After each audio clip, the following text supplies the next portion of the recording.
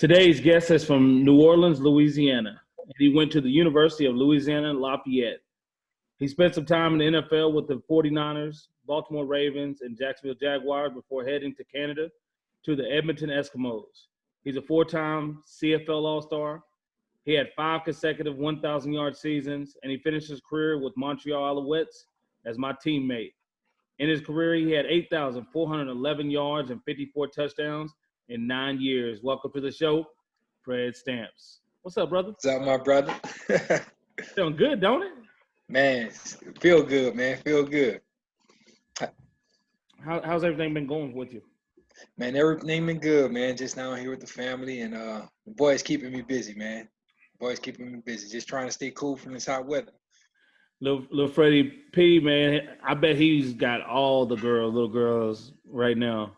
Man, I gotta stop that. I gotta stop that man. You know, all he wanna do is play Fortnite online with his buddies and everything like that. And you know, I've been having him out working out and stuff like that. So he's been enjoying it. He gonna be an athlete or he gonna be a model? Oh, I don't know, man. Right now, he told me he want to retire from football at an early age. So after the workout today, he was done. He was done, man. You've been training kids down there a lot. Like how many years you been training kids and where you at?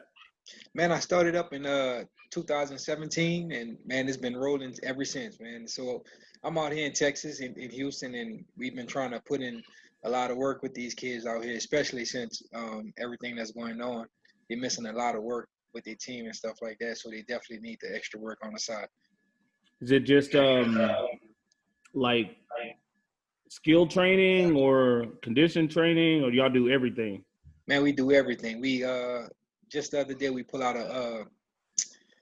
had them doing one-on-ones, and we had them just going at it, you know, just trying to compete, and they've been having a blast, man. So hopefully everything kind of straighten up for these kids to get back to football, man, because I know they miss it, and you know, everybody trying to figure out what's going on. So I don't know what to tell them. You know, the schools don't know what to tell them. So we just kind of just waiting around.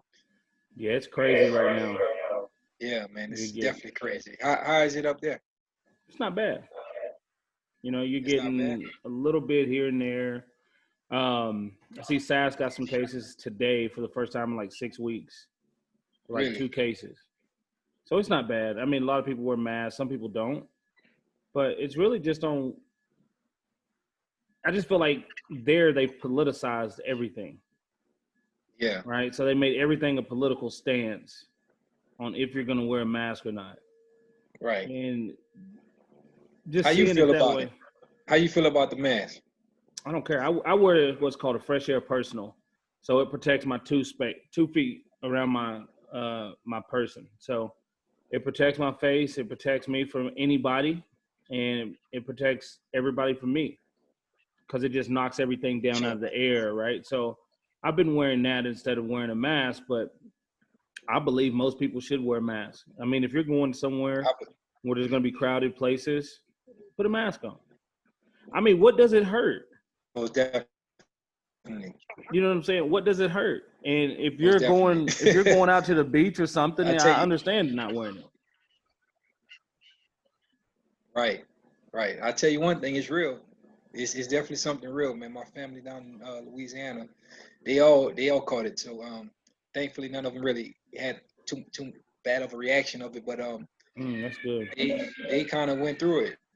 You know, they kind of went through the whole process, and they told me it wasn't nothing to play with. Yeah. How is New Orleans with everything going on? For the most part, I think it's going back down to shutdown stage. They're gonna kind of shut everything back down, just because the cases is building so rapidly out in the south, the Houston, New Orleans area. It's starting to take over the whole South Louisiana part. So it's just, you know, no one knows what's going on. So we just kind of just playing it by ear, man. Yeah, and one of the things that sucks is that, you know, New Orleans is a tourist town, right? So you get a lot of tourism in New Orleans, and it's not expensive. So You know what I'm saying? So they depend on that tourism, Most definitely. Most right? definitely. And Definitely. now we're not having that for months on months. And I wish they would have just shut it down the first time and did it right the first time, like everybody else did, and then we might be all right. Yeah, but you got to think it was like, you know, after what happened the past few weeks, the past month, with all the protesting, you know what I mean? Like that's just Yeah. rapid spread right there. You know what I mean? So, it's just like it's just tough, man. It's just a tough situation that everyone is going through right now. You know what I mean? Yeah. Louisiana has had its fair share of unarmed people getting killed. How you feel about all that? Say the truth, Nick. It's definitely some times that we gotta really, pay attention to and understand the climate of the world and where we fit into that world's picture. You know what I mean? We definitely got to raise our kids different. You know what I mean? Yeah. And let them understand. It's not out of any fear or anything. We just gotta let them, teach them the right way to kind of move around and maneuver.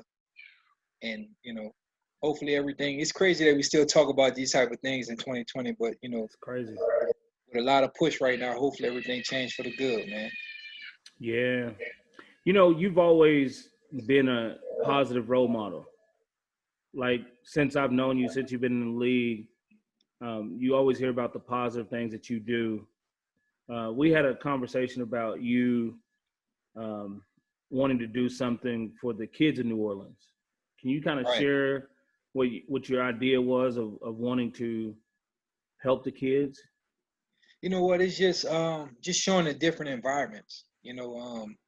Kids out here in Texas. Every place have different environments, but it's just something about the kids down in Louisiana, man.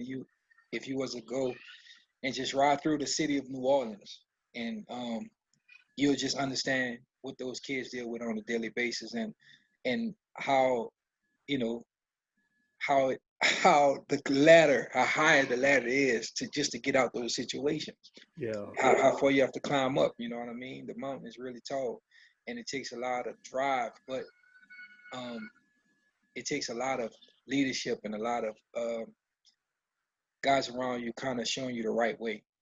So Yeah. it's almost like you reach one, you teach one. You're trying to take your life experiences that you dealt with. You know what I mean? And you try to give it back, Yeah. give it back to them, and show them. It's almost like a blueprint. Yeah. You put up just things that you've been through. Every kid, you can't show every kid the exact blueprint. They have to learn on their own, but at least you could kind of put up some kind of stop here, stop there.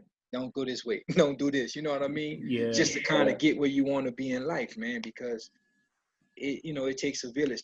It honestly takes a village, especially situations when you're coming from, fatherless homes and stuff like that. So, motherless homes, kids out there, just put your mind like this. All right, let's look at it like this. You have a 14-year-old kid, right? Yep. um he have three siblings. He's the oldest.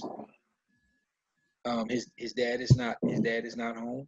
His mom Mm. maybe off somewhere, you know what I mean, or maybe work late night shifts, you know what I mean, Yeah. vice versa, or whatever. So this kid got to provide for his siblings. So how, like, the mom provide for him if she's working, but if she's not, what if she's like, taking pills or something like that? Because that's the reality that we deal with on a daily basis.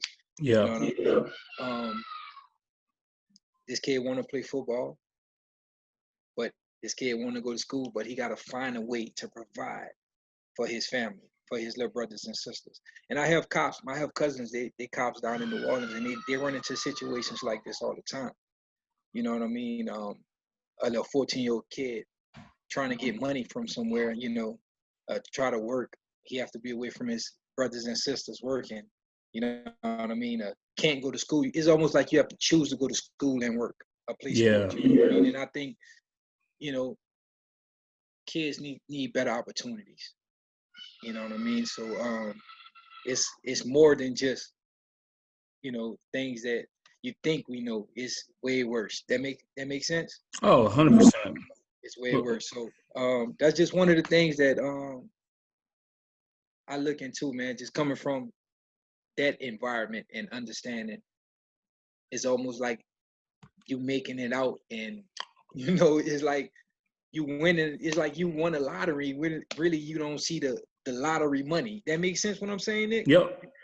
So yeah, man.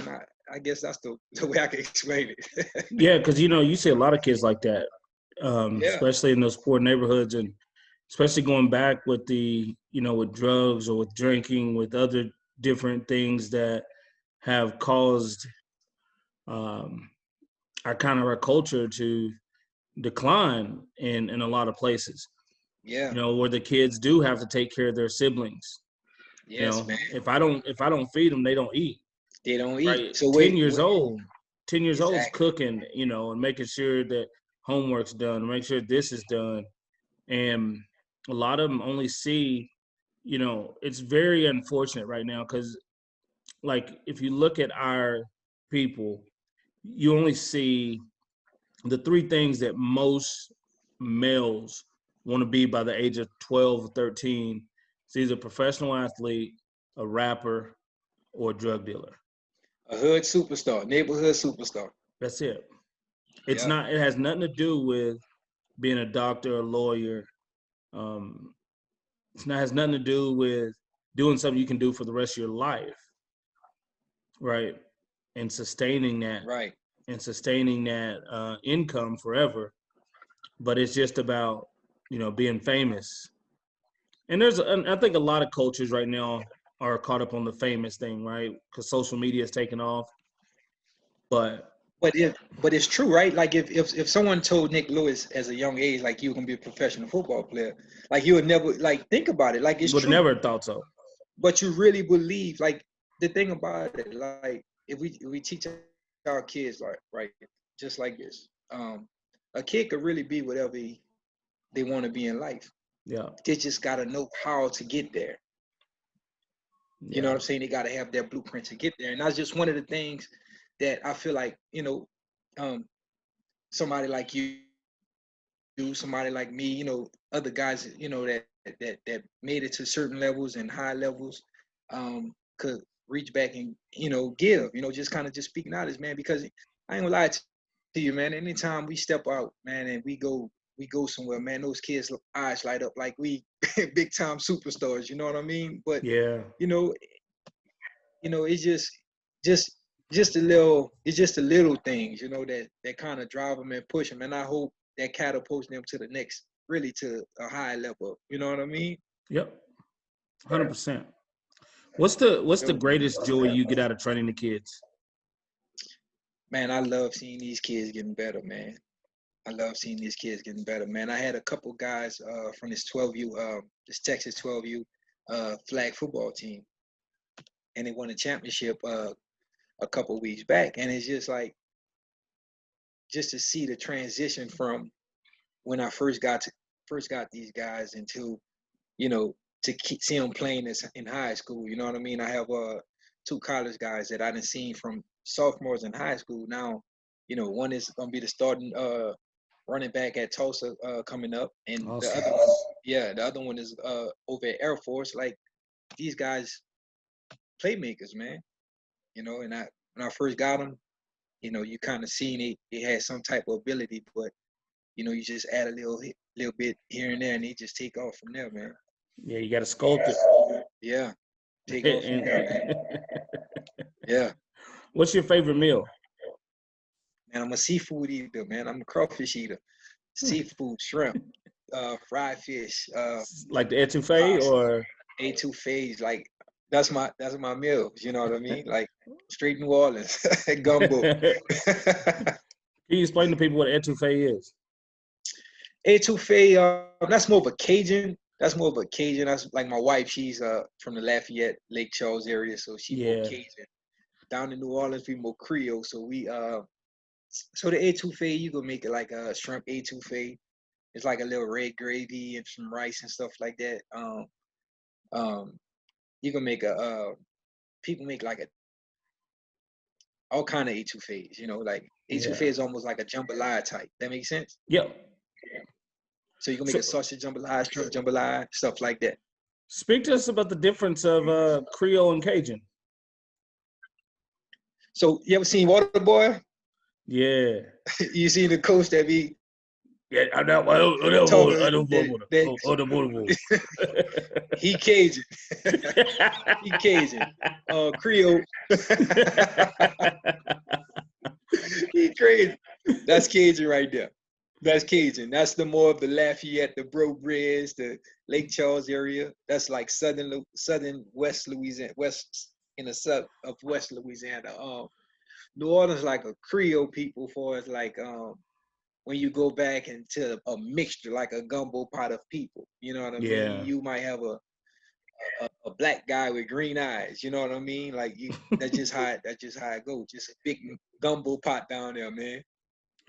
Have you ever been on the vampire tour in New Orleans? No, but I tell you, if you walking through the French quarters, yeah. I tell you, no lie, Nick, no lie, bro. Like I'm telling you, you walk through the French quarters at night, like certain areas in the French quarters, like you will see like these cats walking around in long trench coats and they be pale as shit. You know what I mean? And they have like their eyes be glowing and shit like that. But no vampire in Brooklyn types. You know what I mean? Like that just you'll see them walking, but they don't bother nobody. You don't see them fly off as a bat like that, but Turn you'll to a see big them dog. walking most definitely. The vampires, yeah, big ass werewolf. Dude, Yeah, I man. seen a documentary on it, and they actually have people that come in and they let them suck their blood. They'll prick their arm or something and let them suck their blood. And there's people down there that actually go through like they suck the blood out of people. They go to the bars and they have like these vampire bars, and they will actually like prick people and then suck on their arms and stuff. Yeah, I stay away from all that. I don't know nothing about that, but I did see the guys in the trench coat in the summer with the high black boots, with the glowing eyes, pale, with the long hair. He walk up on you and say, Not "What's up? What are you doing?" What? Come on, man. I just stay on the other side of the street. I ain't gonna interact with them. I ain't gonna talk to them. Now they come my way or something, might have to run. That's the cool thing about New Orleans, man, is like you know how kind of like Montreal was? You could wear anything. We get on the train, you might see somebody in costumes, whatever. Like man, people just wear whatever, like it don't matter. Man, I tell you, when we stayed in Montreal, we was downtown Montreal, like in the old Montreal. Man, that Montreal remind me so much of New Orleans, like the streets, the just the way the buildings and everything, man. It's just like downtown New Orleans, like the French Quarter area. Just like it. Yeah. Have you been to the old Absinthe House down What's there? that? Absinthe is they had banned it for a while because they said it makes you hallucinate. But it's a liquor. You gotta pour. You put the absinthe in a glass, then you gotta like kind of melt sugar into it, and then you gotta put water in it to dilute it. Nah, I never heard of that. It kind of take like licorice. But you have the oldest absinthe house in North America is on Bourbon Street. I don't want no parts of it. I'm gonna meet you down there. I'm gonna take you down there. Hey, the last time I drank it, my toes went numb.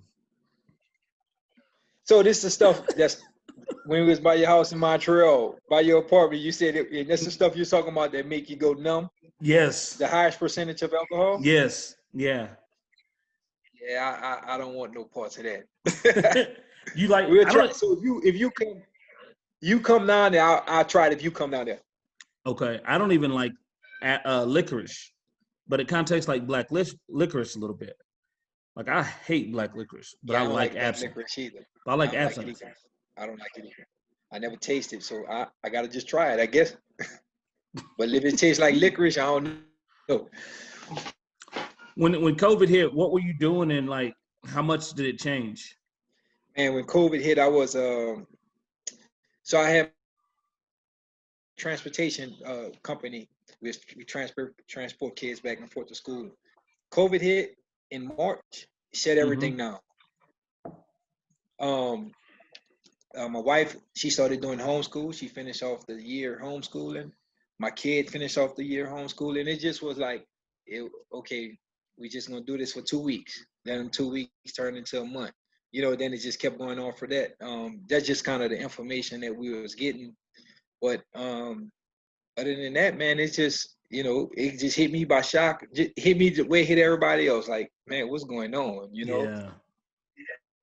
You're out there by Katy, Yeah, right? yeah, Bo Leaviville.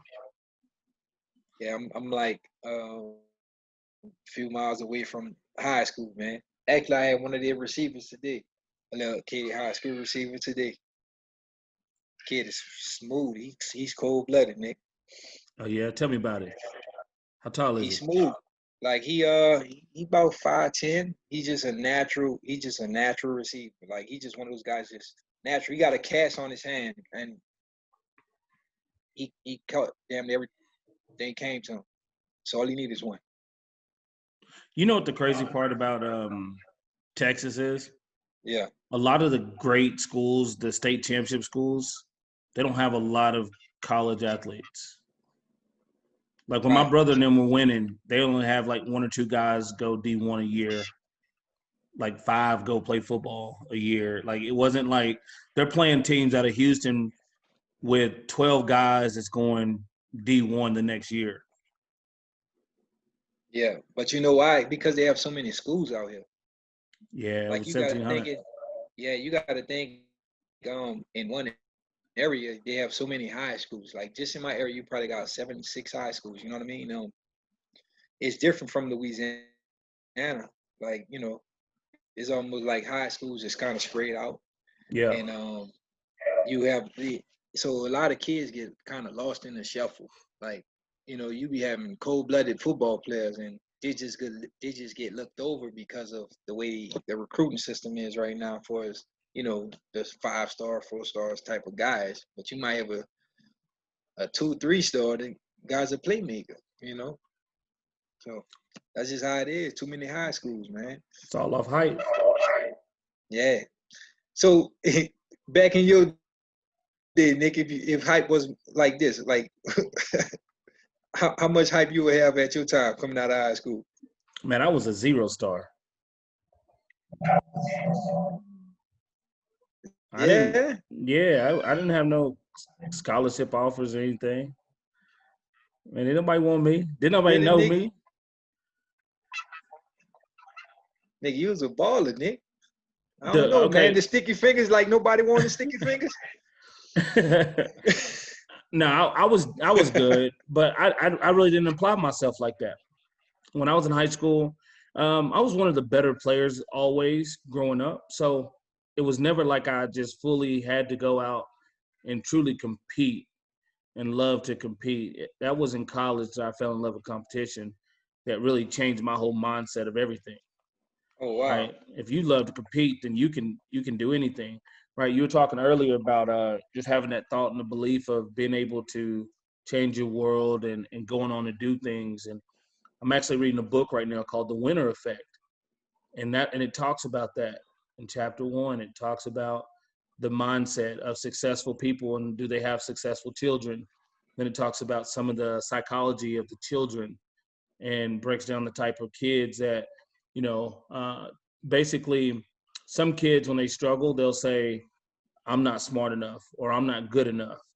And Self some doubt. kids will say, well, I didn't try hard enough or I need to try harder. Right. So they're the kids that say, I need to try harder, or they basically put it on themselves, the reason they failed, they become more successful and they trend upward. But the kids that say, I'm not smart enough, or I'm not good enough, or this is too hard, those kids tend to stay on the flat line because the belief never enters them to actually take off.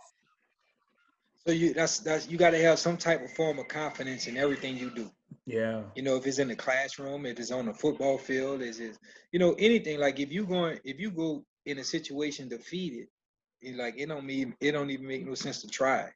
You know what I mean? So like that's how I look at it. That's one of the things that I tell my son. You have your confidence. You know what I mean, and you always be humbled on top of everything. You know what I mean? Yeah. A lot of times people mistake your confidence for arrogance. You know what I mean? Yeah. And I always say your confidence, if it's genuine, then you're good. Right.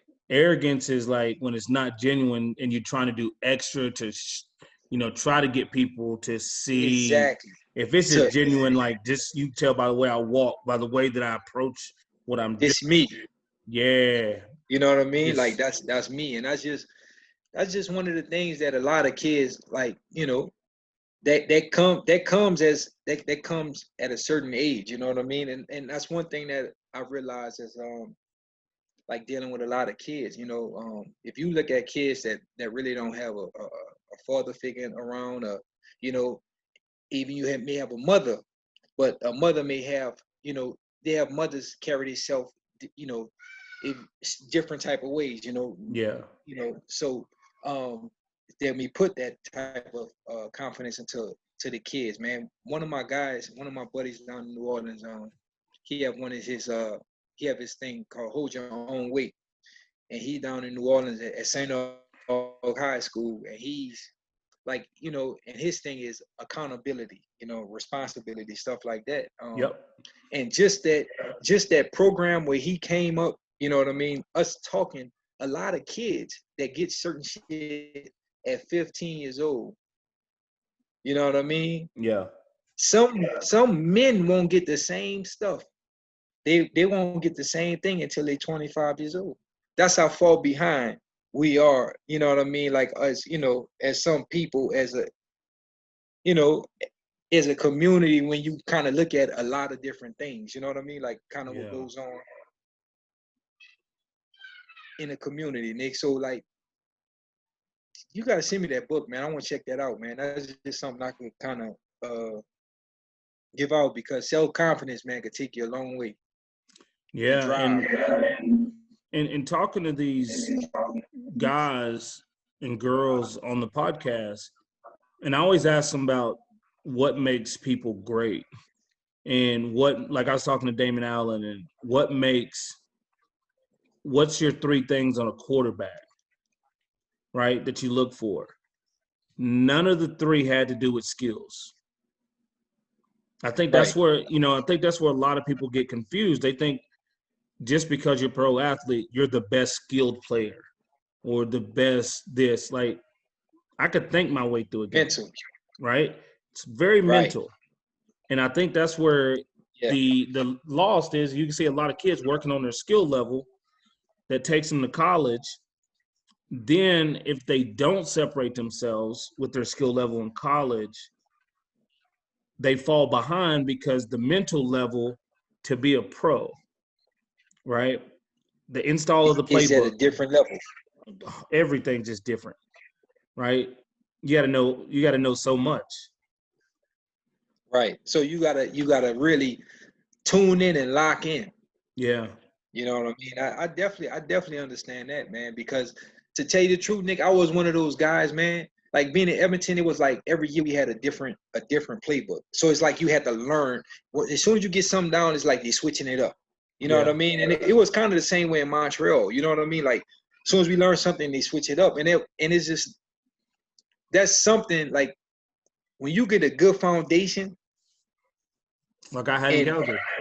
like that's what I'm saying. You have a good solid foundation, man. That could take that could take anybody a long way. You know what I mean? But it started at Yeah. the top with great leadership. You know what I mean? And I, 100%. I feel like when I played with Ricky, even though everything was kind of up and down in Edmonton, Ricky always kept the team boom. You know what I mean? Kept them solid across the board. And Mike Riley had the same. Mike Riley kept the same way. You know what I mean? Yeah. Solid across the board. Good leadership. Let's talk about little Freddie Yeah. growing up in New Orleans. What side of New Orleans you grew up in? I grew up in the Ninth Ward. Now, well, I'll let you talk about a little bit about where you grew up and how you grew up and the kind of environment you came from. But throw Katrina in there as well and how that affected you and Oh affected man, New Orleans. man, coming up in New Orleans, it was so this is another. It's crazy, man, because you think about it, like you really don't have you really don't have too many positive role models around you, if you know what I'm saying. You know what I mean? Like Yeah. All you it's had just a was tip. Master P. Yeah, it's just a typical. You know, I had my older cousins. You know, they always kept me at bay. You know, kind of keep me cool, but they all everybody was dealing with their own situations. But I came up in the Desire Street Ministry, and that's one of the things that kept us kind of cool when we was in high school. You know, we go to church. Coach Mo, my high school receiver coach, they always kept us in. You know, just kept a hold of us, man, just because of the environment. You know what I mean? Like kind of making sure we back and forth to school and stuff like that, man. Because around us, man, we got cats. You know, you got guys you see them at school one day, the next day they dead. You know what I mean? You come to Yeah. school, you getting ready for a funeral the next week. So that's just kind of how it was, just coming up. But I tell you, my high school football was cold blooded though. We had a cold blooded team. Who you have? Man, we was one of the first schools to pop out with a 5 wide, 4 wide, and my high school quarterback, that boy, he was cold blooded. He ended up playing tight end at Tulane. I mean, not tight end, cornerback at Tulane, but he just was a big time player, man, big time player, and we just had a lot of success in high school, man. You know, so that and we had almost every school in the nation after us. That's it. That's the best way to have it. Yeah, man. So coming up in New Orleans, man, it was great, man. No lie, man. And my mother took care of us, and oldest out of five, and it just was single parent home and family environment. You know what I mean? Yeah. How was that growing up being the oldest? What's the age differences?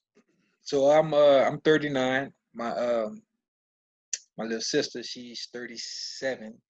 Charles, I have a 31-year-old little sister. Michelle, I have and a set of twins. They 27. Okay. So Yeah, so I 12 years so when you were 12, you were having twins. yeah, my mom have a set of twins, and you know, my little sisters, they grew up like one is in high school. She's a teacher in junior high. She went to the military. She's a Navy veteran. Um, Another one of my little sisters, two of my little sisters, they both own they live one in New Orleans. She cook, and the one out here, they cook. They have like food trucks and stuff like that. So Okay. they be making good money doing selling me food and everything like that. You know what I mean? Yeah. Yeah. Do you have to take care of them a lot? Being in a single Yeah, parent man. home, Yeah, man. you was like the father figure. Most definitely, I had to do everything, but that comes with the territory of being a big brother. At what age did you really feel like you had to step up as the father figure? Like, at what point was it that you were like, this is what I have to do? Man, I've been working since I was, let me see, since I was 13 years old. I used to work with my uncle, uh, laying bricks. There used to be Mm, bricklaying and the set mixing the mortar and the cement and stuff like that. So I always worked every summer. And every dime or dollar that I get, I used to give to my mom. You know, making sure my little brothers and sisters had their summer school clothes and stuff like that. My mom always worked, took care yeah. of us. It's just always being a big brother and always want to look out for your siblings, man, just like anybody else would do. You know what I mean? Yeah, that's important Just like anybody else would do. because you see them be successful and you know that you played a major role in that because of what you Yeah, did and how you carried yourself and how you approach life, really. Was Oh it man, hard? I'm so proud of him. I'm so proud. I'm proud of him, man. I'm proud of him. My little one thing that kind of hurt me. I have a little brother. He got kind of caught up in the system down in New Orleans. 19 years old, went to jail for robbery, and this happened in back in 2013. And he's been locked up ever since. But that's one of the things that I try talking to him about, and just like I said, everybody kind of got to make the decisions in life, kind of what they deal with or whatever. But for the most part, now he's been locked up for 6 years, 7 years now, and his mind, you could tell the difference from then to now. You know what I mean? So Yeah, he's coming home soon, and he's that'd be gonna be right good. on track. Yeah, it's Yeah, good that you see the maturity starting to kick in and understanding. Right, I made a mistake. most definitely, Right, and most definitely, man. He's gonna be all right. He's gonna when be you all right. when you were leaving, when you're going to picking a school, how'd you end up with Louisiana Lafayette? Man, it's crazy, man. So I had Nick Saban sitting in my living room, talking to me and my mom, and I I committed to I committed to LSU coming out of high school, like since my sophomore year, um, and my high school career just kind of jumped up really up there. I jumped up at 1 year at 26 touchdowns my senior year receiving, and I had like leading state 1,600 yards, and so a lot of schools started coming, and at the time, my mother, she was kind of in the transition of kind of getting her life on path, and we had a coach from LSU. He had got the head coaching job over at Louisiana Lafayette, the guy that was kind of recruiting me, and Yeah, that was a time when Nick Saban left Michigan State and went to LSU. So Jerry Baldwin went over to Louisiana Lafayette, got the head coaching job. But we've been had a relationship with him and stuff like that while he was at LSU. And that's just one of those things. Okay, so we got the relationship. Let me go over, to Louisiana Lafayette. But man, that's just how it was. It was cool, man. I just remember going there and Louisiana Lafayette. It just like that campus. It just make you feel at home. yeah, If you know what I'm talking about. It was really a good campus. yeah. Lafayette. Yeah. How far is that from where you grew up? It was 2 hours from New Orleans. Was it 2 hours hard from New Orleans. leaving the family at home? Nigga, I was ready to get going, nigga. I ain't gonna lie to you.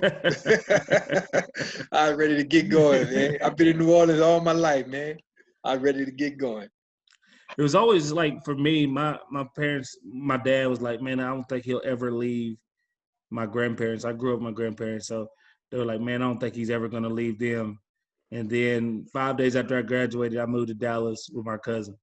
Yeah. And then, stayed there in the summers, then went to Southern Arc. But yeah, I felt like I was always far enough from home that it wasn't right there, but I was close enough to home to be able to go home when I needed to. How far is Southern Arkansas from? 5 hours. 5 hours. Okay. Yeah, that's not too Yeah, a bad. little 5 hour drive right Yeah, there. that's not too bad. Yeah, it's That's not not too bad at bad. all. So what was that? How far was Southern Arkansas? You say 5 hours, huh? 5 hours. How Yeah. was it? It was good, man. I'm from small town. It's 4,000 people in my hometown. To go to Southern Arc with, I think, 13,000 people. So it Oh wasn't yeah, very big. Little Division II school. Had about yeah, 4,500 students. So, but it's a sports school. So we had a lot of people from Louisiana, a lot of people from Mississippi, Texas. Um, Matter of fact, I think we only had one Arkansas starter on our team. I know yeah. my senior year. Yeah. Yeah. I think we had what, like 19 Texas starters, two Louisiana starters, and a one Arkansas. I could be wrong, but I know it might be more Louisiana starters or Tell me, something like you was that. bulldozing them boys. You was bulldozing them in college like you was doing Man, in the league. we ran the option. So we ran a lot of one receiver sets. So all I seen was cover 1 and cover 3, right? So they could put an extra man in the box. And I used to crack back a lot. That's how I stayed involved in the game because, I mean, I remember one game we played West Georgia. We threw the ball 5 times. We had over 500 yards rushing. Like when you run the ball that well, you don't get the rock. So I had to just crack back on people and block. And yeah, but I knew when we played like Valdosta and North Alabama and those top D1 school or top D2 schools, we had 6 schools in the top 25 of D2 in our conference. So that's not bad. When you played the top schools, like sideline to sideline, so that option ain't working too well. So I had to go off, and I probably averaged about 180 yards on Valdosta, who was always a top 3 team in the Division II, because they were going to stop the run. But then they left me man to man, and you're not stopping that. And you getting loose. What? You getting loose, huh? Hey, it was good though. But I mean, you see, my thing was even at Southern Arc, I'm like, I'm playing Division II football. Like we play 1 o'clock. We talking about who's playing at 8 o'clock. You know what I'm saying? Y'all. Right. Yeah, so it's a different vibe. Late on that night. It's a different vibe to see when you're looking at D1 football and you're looking at these guys that's playing, and I was thinking like, oh, these guys are going to play pro. I was never going to play pro football. I go out there and go off on these dudes in Division II and be like, I mean, that's what I'm supposed to do. Nah, no doubt in them. Nick, you're balling, Nick. I'm telling you, man. It took time, I remember when I was in Edmonton, man. I remember when I was in Edmonton, I couldn't stand when you caught the football. I couldn't stand it, Nick. I couldn't stand it. I'm telling you. I couldn't stand it, man. But there was some good battles back then, man. But you definitely was a baller, man. Man, it took so much time for me to get it mentally. Like even my senior year, people used to always tell me, "Can't wait to watch you on TV." I'm like, man, I ain't playing no football. You ain't understand it, huh? I'm not playing no pro football. I'm just too walk on. Like you think I'm about to go play pro football? You went straight to Calgary, straight from college? I was projected 5th round pick to the Packers. I was supposed to replace Antonio Chapman as a returner. Because my senior year, I averaged 21.9 a punt return. Really? Yeah. I was a punt returner, man. Nick, how big? How much? I was 195. Oh, yeah. Yeah. I can see that. When I came out, I was 195, running the 4.54. So yeah, I can see you moving, Nick, because you still was moving, bro. Remember those days at practice? I'll be up on the field. I run one of those clear out routes. I'm like, "Woo! I told you." I'm going. I'm going, man. Y'all used to trip out, because remember. So one of the things I've always done is, if I know the defense and I know I'm not getting the ball, I never look back at the quarterback. I'll run a route, but I'll never look back. Yeah. I mean, what I'm looking back for, if the quarterback throw it, that's his fault. Like, he know he's not supposed to throw it to me, because I know he's not supposed to throw it to me. Right. I already know, man. I already know. But you at Louisiana Lafayette, did you have early success, or how did that come about? Man, I played as a true freshman. I think my first game I played, it was against Texas. I had to go against Quentin Jammer. I was 160 pounds. And to be honest with you, man, I had one catch. All right, one is like a curl or something like that. But he didn't he just played off the whole game. So it wasn't they wasn't really coming to me, man. I was just a true freshman. But I tell you, Roy Williams went off, man. He was a true freshman at the time. We was all freshmen at the time. Yeah, he was a true freshman. I was a freshman then. Yeah, he went off that game, man. And just being in that atmosphere, and I thought it was cool, man. That college football, that's where it was. That sparked me up from there, man. Think about this. So when we were coming out, the top 3 receivers in Texas all chose to go to Texas. Roy Williams, B.J. Johnson, and Sloan Thomas. I was like, man, I ain't got a chance, because I thought about walking on in Texas. Oh, like out of all those guys, a lot of the only guy really had success was what, Roy Williams, Roy huh? Williams, yeah. Yeah, BJ was up nigga. and down. Yeah, BJ. I can't remember. I can't really remember him too much. I remember the name. Yeah. But yeah, man. Like we played Texas A&M. We played we played a lot of the Texas team. We played University of Houston. We played What was your mindset going into those games? Because you talk to people that go to smaller D1 schools or D1 double A's that play those first couple games against top D1 schools. What's your mindset going into it? Is it just we probably not gonna win, but I need to see how I level against these I ain't guys? lying. Nick, I ain't lying. Every time I stepped on the field, man, I ain't lying. I thought we was gonna win. Like I don't know. I just carried myself like that. Like I don't know what it was because I just knew, like, man, just give me an opportunity. I know we gonna win. Somebody else get an opportunity. I know, like that's just how I always play when about football. Like it always been so competitive. Like I like with football, man. I play with a to this day, man. I get on the football field and I have like this crazy passion about it. Like people don't. I don't think people really understand. Like you know what I mean? Like I just Yeah. love it. Where do you think that You came know what I from? mean? Um, I think people just born with it, Nick. Certain Yeah. people just born with certain things. You know what I mean? And I just think I just was born with just kind of when it come down to football. I've been like that since I was a child. I always come if you make a play, a big time play, right? I remember when we played against Calgary. Remember we had played against y'all in 2009, and All right. and uh, and Cope had caught that touchdown, that out route. Cope went off that game. You and Cope went off Yeah. that game. Cope caught like a touchdown with like 50 some seconds on the clock, right? Mm-hmm. Some guys may think, man, we lost this game. Like ain't nowhere in the world. Like I there was too much time. Like I looked at the clock. I'm like, man, we about to win. I already knew we was gonna win.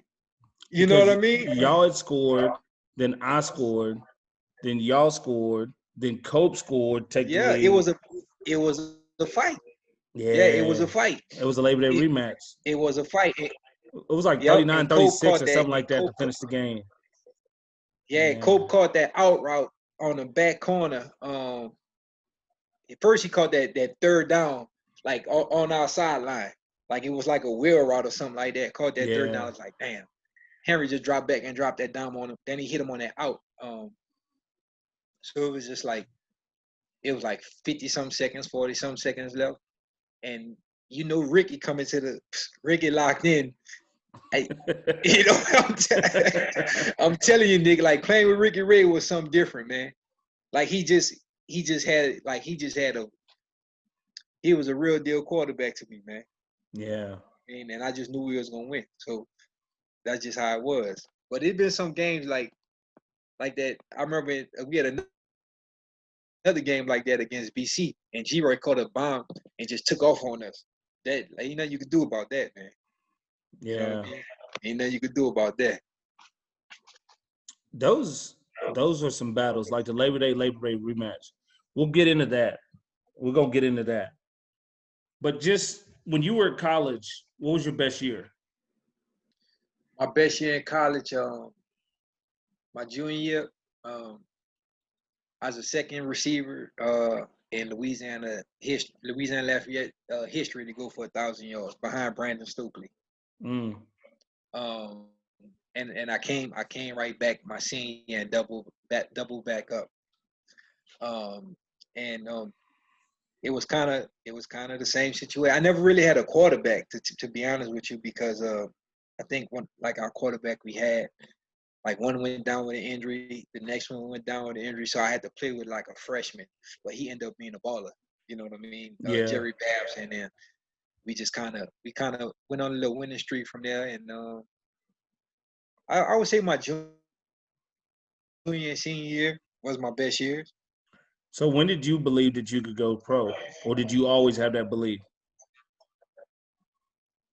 Man, when I seen two of my college teammates get drafted in the NFL, that was my junior year. Charles Tillman, um, Peanut. yep, Peanut, Charles Tillman, Ike Taylor, Mm, and they had um, Hall of Fame careers too, man.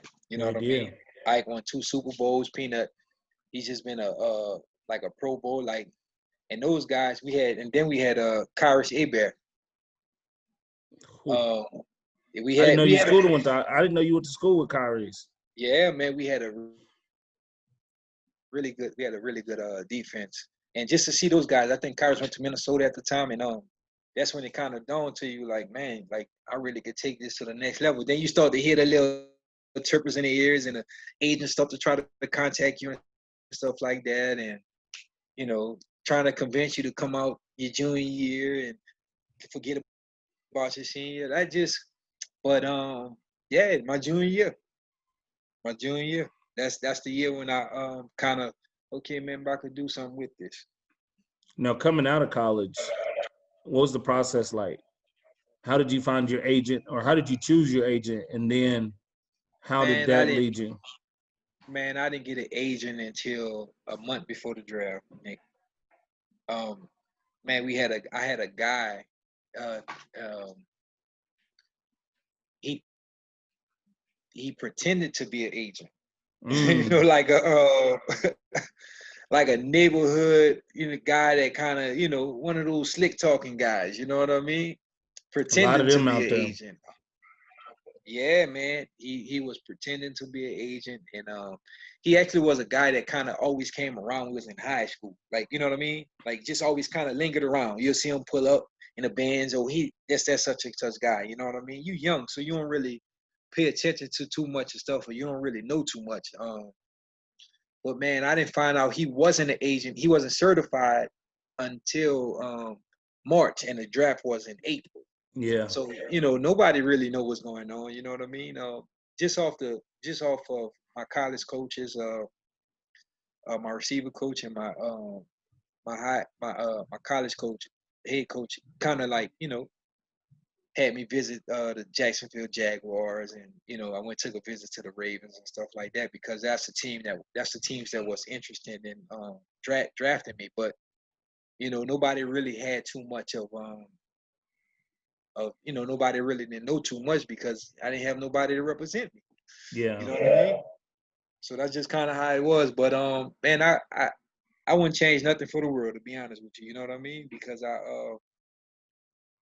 enjoyed every piece of it. How'd Every you find piece the of new it. agent? I actually found my agent through my college coach, my receiver Okay. coach. He got me in contact with an agent, and that's how I got into Edmonton, man. Um After Jacksonville, Paul Jones. I got hooked up with an agent from out of Atlanta, so I got to Jacksonville. Paul Jones was down in Jacksonville watching me in practice and stuff like that. I remember seeing him too. I ain't gonna lie to you. I didn't know who the cat was, but I remember seeing the big Paul Jones he do with them, man. And I ain't really get a chance to talk to him. I left Jacksonville. I dislocated my collarbone. I sat out for a couple months. Then I went to Baltimore, like late September.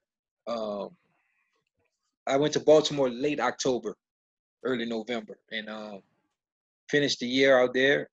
Um, Played up until Katrina hit. The day of Katrina the day Katrina was supposed to hit New Orleans. We played the Saints, and we played in the Superdome. So my grandparents got to see me play football in the Superdome the day before Hurricane Katrina. Wow. We flew back to Baltimore that night. Katrina hit that Monday. I got released that day, that Monday. That's Yeah, got crazy. released that day. Jacksonville picked me up. I ended up in Jacksonville, right back in Jacksonville. Then after Jacksonville, I ended up in Edmonton. So that was it, man. Played in Jacksonville, stayed in Jacksonville for a year that year, and ended up in Edmonton the following year. Man, that's so crazy to think about, getting released like that right when all the chaos is hitting. Oh man, that's Nick. That's something that I never forget, man. I remember they remember on the Hard Knock how they be recording cats coming in to getting released and stuff like Yeah. that. Man, I remember going into the coach's office and them sitting me down, and I remember seeing the TV on, and I see Katrina, the hurricane, moving towards New Orleans. I'm like, man, I'm about to get released, and I don't have nowhere to go, man. You know what I mean? Because my family evacuated to Houston. At the time, we didn't know nobody in Houston. And I just was like, man, it's just so, I just was happy that I had opportunity to stay in Baltimore for a couple of weeks before Jacksonville had snatched me up. So Jacksonville didn't waste no time. They had picked me up quick. So you knew Paul Jones, or you seen him. You know, Paul Jones was the only guy that knew who I was in college. He Man, wanted I me in love that Edmonton. guy, man. Yeah, Yeah. man. Yeah. He would call my OC. He was like, we want this guy. But that's You know what's another story. crazy? You know what's crazy, Nick? What's that? I got a call. I got a call from who was in Calgary at the time? As what coach? Like the The Jim Barker? GM, TSN right now. Matt Dunnigan. That Matt Dunn called me and tried to get me in Calgary the day of the draft. Yeah, 2004. Yeah, he called me and tried to get me to Calgary. I didn't know. I'm like, Canadian football? What's going like what? Tried to get me into the draft. Yep, but I ended up watching a Canadian football game one day. I didn't know what it was. I'm like, came on late at night, and I seen Jason Tucker catch a touchdown, had a do-rag on, tied up. And I'm like, man, Green, look, I thought it was the Packers. And it ended up being the Edmonton Eskimos. I didn't know who they was, man. But Matt Dunnigan was the first team that contacted me from the CFL, like the Calgary Stampeders. You know, I was the last person signed to the roster that year. Yeah? Yeah. 2004, man. I got signed 3 days before training camp. I always assumed somebody didn't show up or somebody wasn't going to make it. How was it? How was it like your first year up there? It's crazy. It was the hardest year ever. Training camp was 2-3 hour practices, Man, boy, I full remember. pads every day, both practices. We might have went shells or helmets maybe 4 times the whole training camp. And it was just like nonstop. John Jenkins was the OC. So we were always you wasn't sitting on the side. So if they were doing special teams, you were catching passes. So we would run around the goalposts. Like you'd have a quarterback on the 5-yard line, a quarterback 5 yards in the end zones, or 10 yards in the end zone, 10-yard line, and 2 lines like this, and you run on your side of the goalpost and you catch, get in this line, come back, catch. You're always catching balls. You're always had a dude. He gonna hate me right now because I just went blank. But drop ball. He just call your number or say your name, drop ball, catch, drop ball, catch. They charted every drop, every catch. You can go in there and see all your stats, quarterbacks.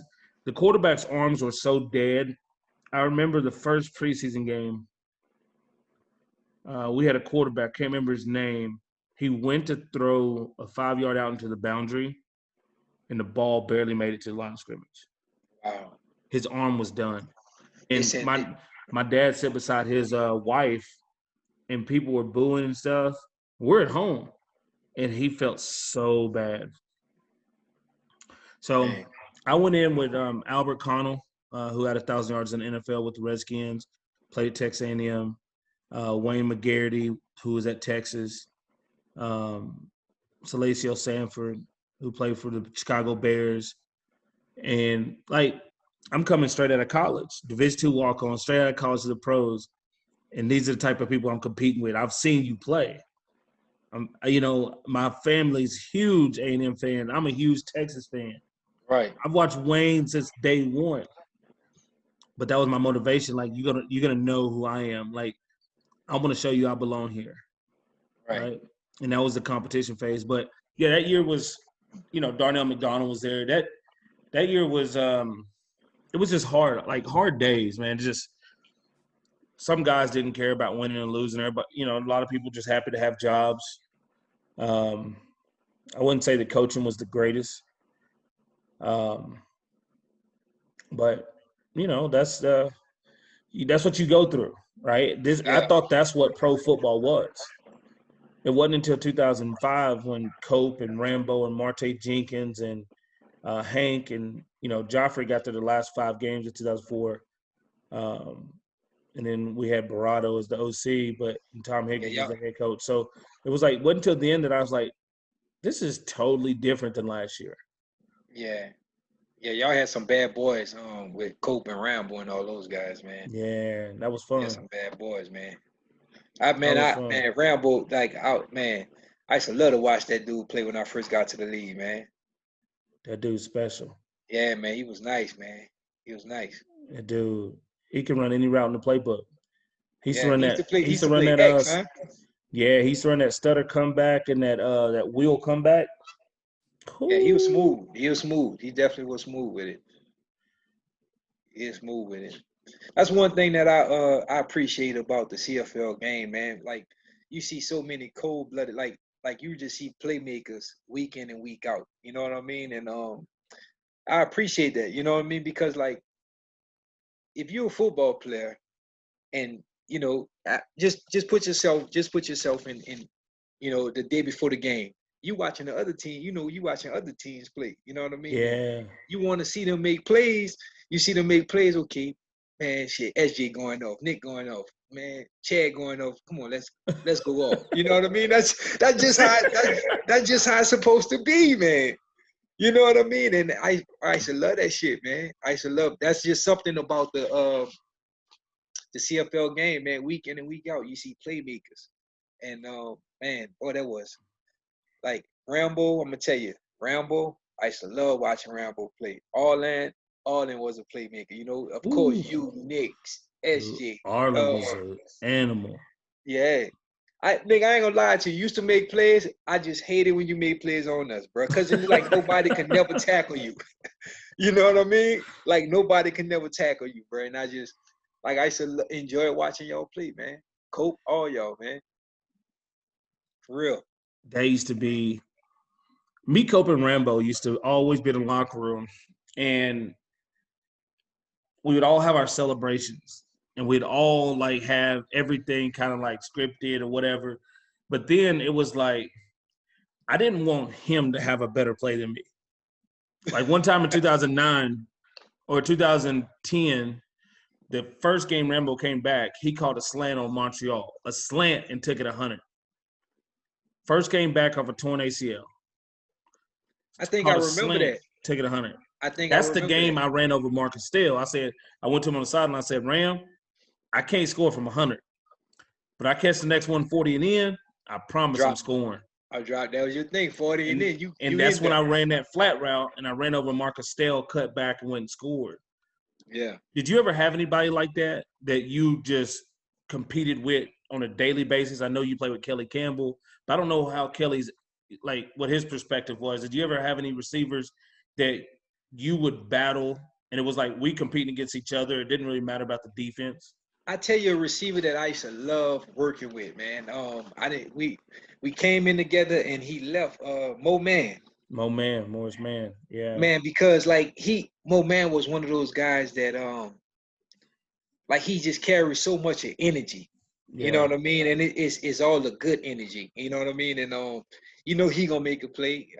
And I remember I think it was back in 2009, we playing against Saskatchewan.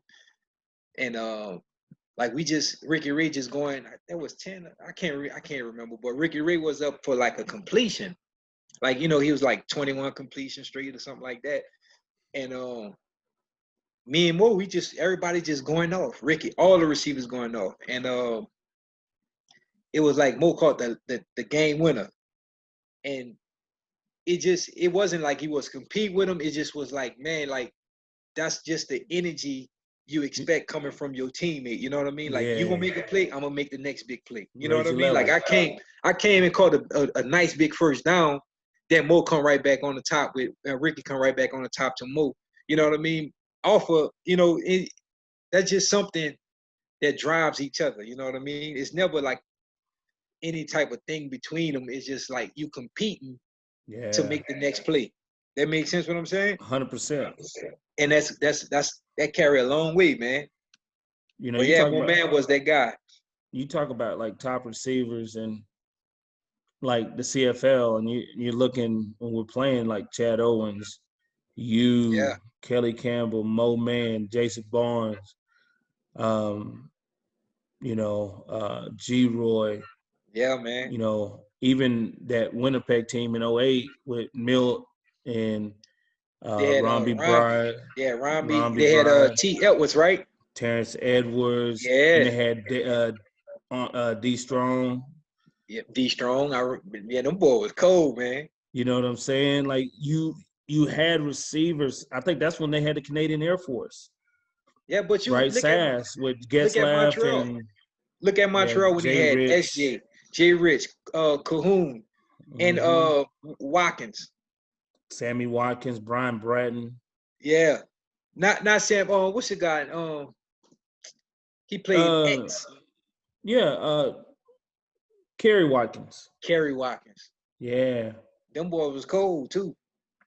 Like you just going through the list, just looking at all these top receivers, Yeah, and you man. seeing all this, and like Sass, I think had Getzlaff and Dressler and Fantus. Man, I was a huge Dressler fan, man. Dressler's, hey, he played so Dressler big, didn't cold, he? like Dressler He made played plays. big. Yeah, he played big. Like Chad the same way, man. I remember me and Chad being in Jacksonville. Like Chad, man, like he always made plays. You know what I mean? And like I always like that's just something you always appreciate, man. But that's the type of guys I used to like watching all the time, man. Because Dressler catch that ball and go. You know You what the know, only thing that bothered me about Chad and Dressler?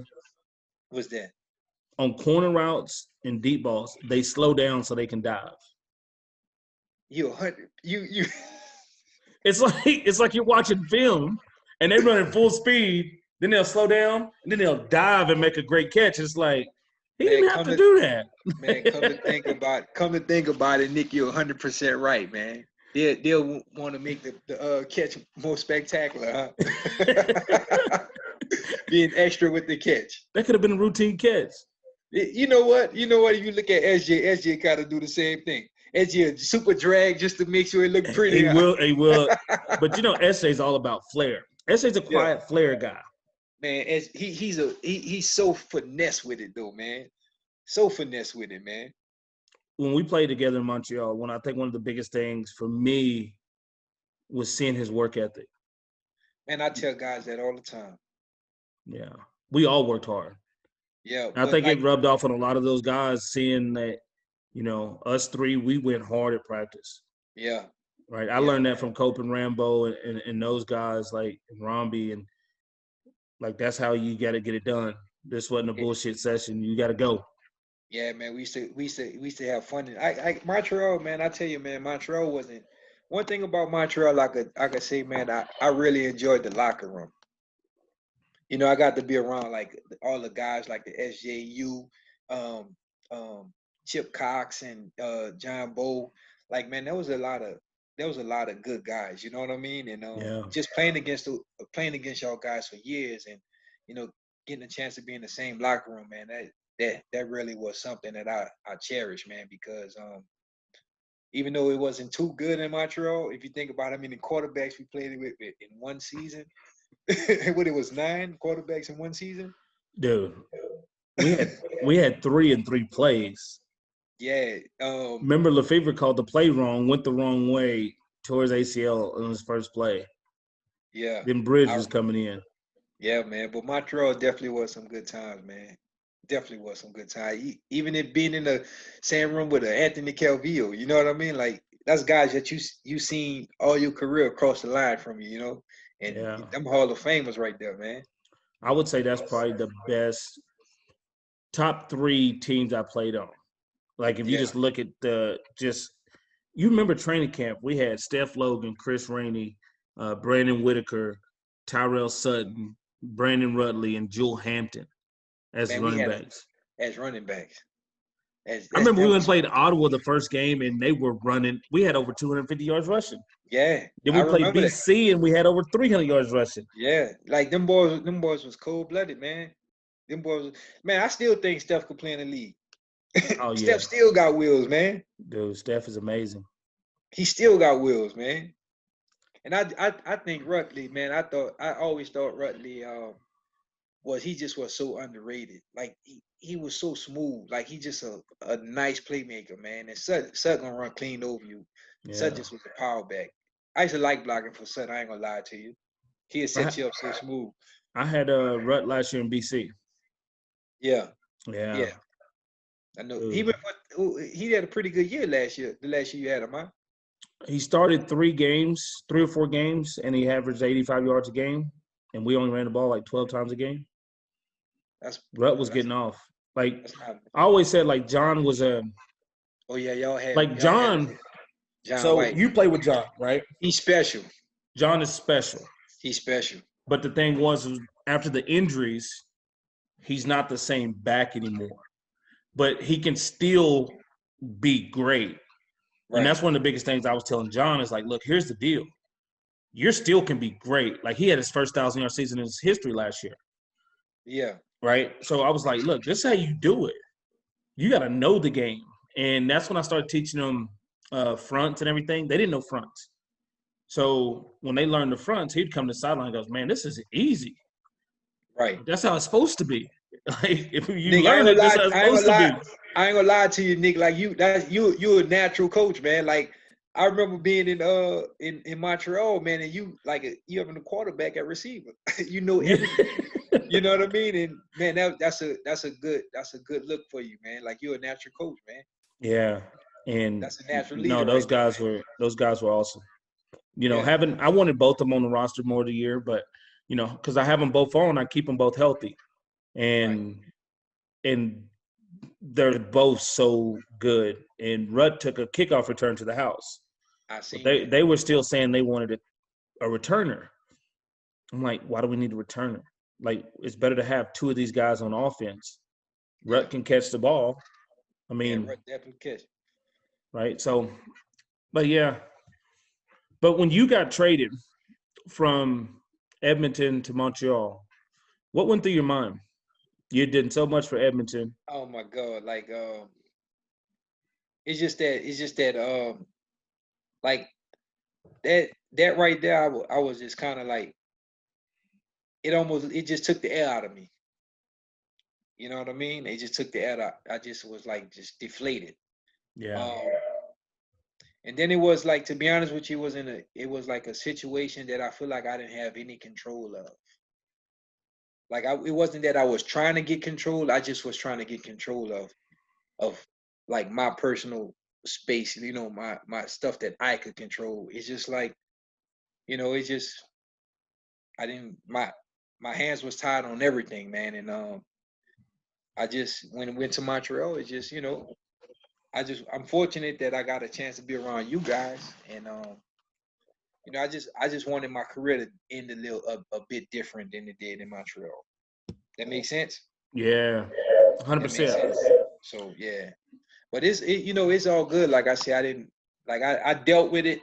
Like, man, like I still go play football, and you know, after that, man, my kids came, and you know, life kind of moved on. So I was like, nah, my body, I'm done. You know, so everything got the right timing for everything. So I just take it as it goes.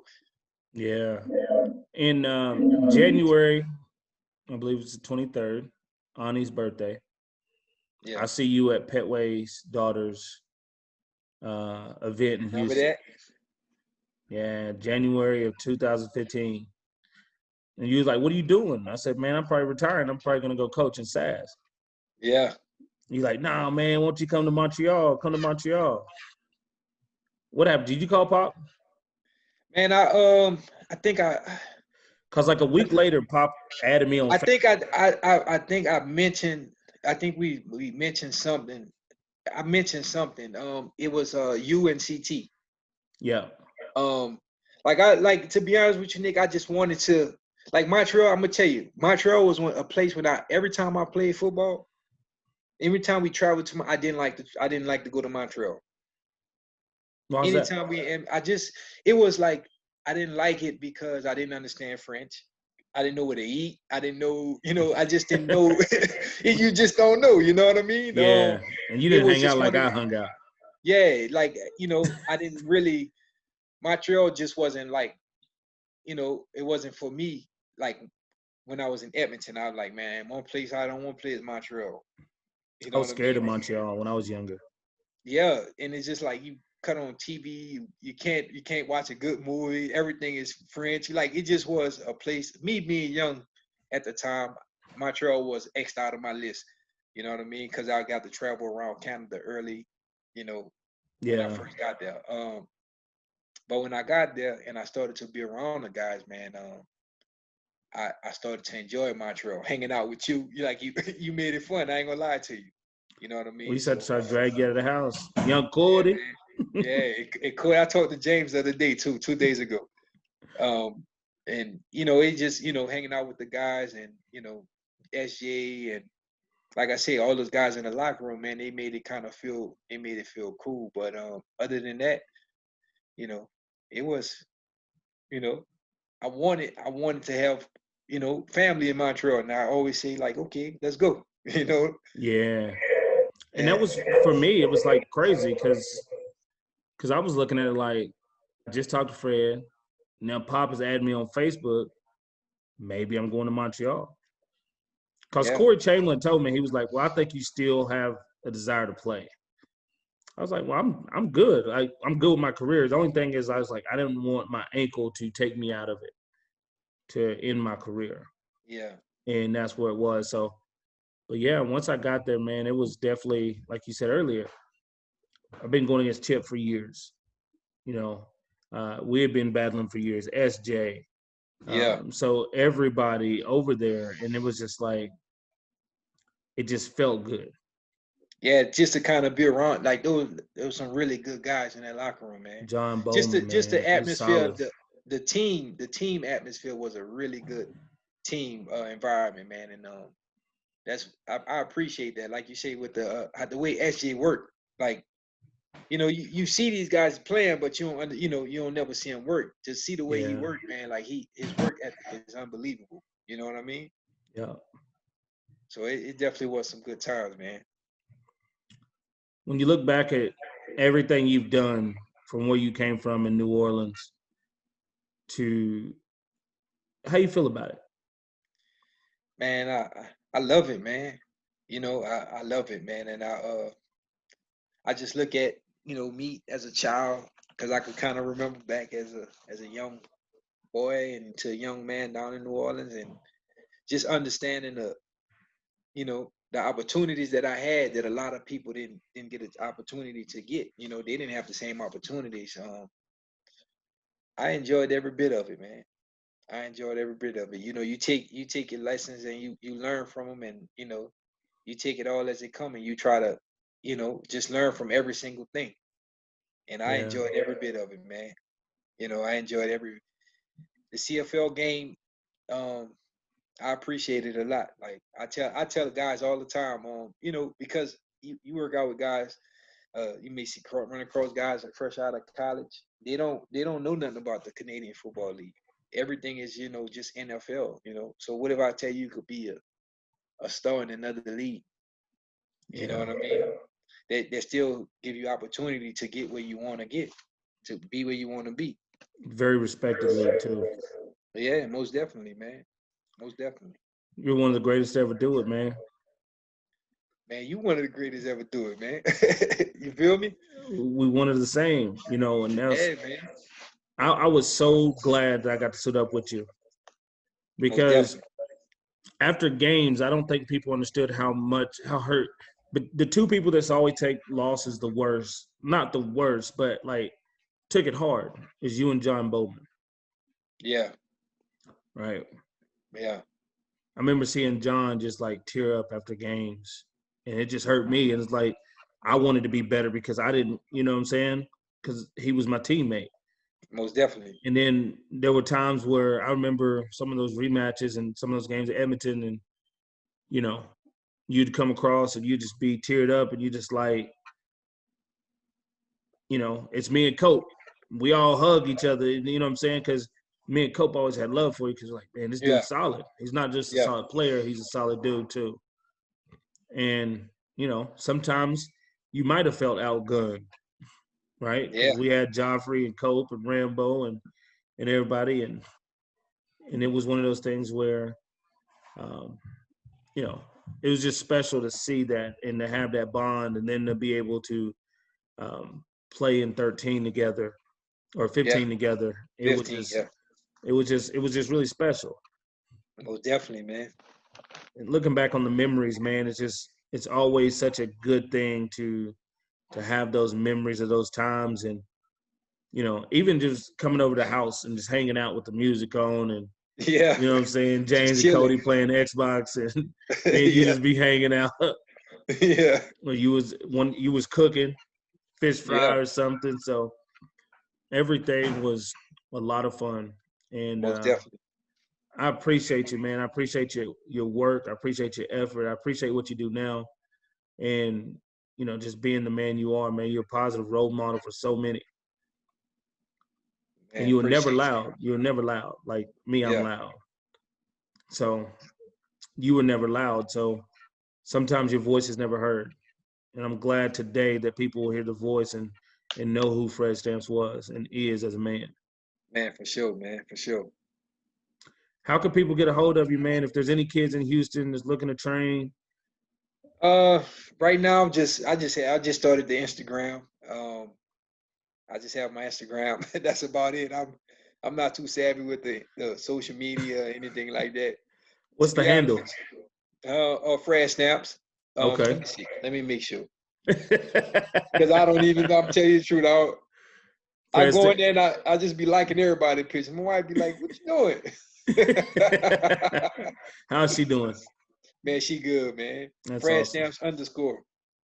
Fred Stamps _ Yeah, man. So, but most of the time my kids have my phone. So if they post anything, if you see anything crazy posted, it's them. 2 twin boys, so the phone will stay tied up, man.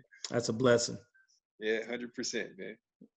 Any last words, man, that you want to say to anybody who's listening to this that might feel like until today they didn't have a chance to make it to where they want to make it to, or felt some type of way?